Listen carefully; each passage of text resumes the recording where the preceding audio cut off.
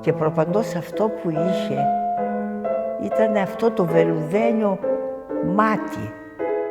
Άγγελος, πραγματικά έτσι ήταν η Ανούλα.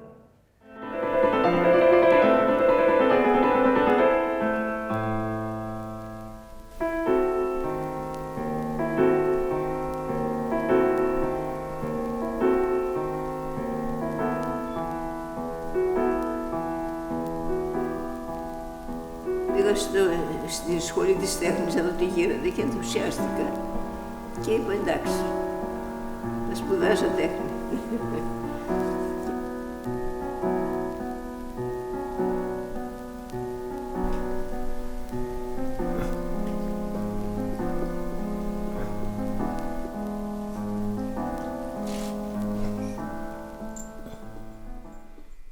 Υπάρχει κάποια δύναμη που σμπρώχνει.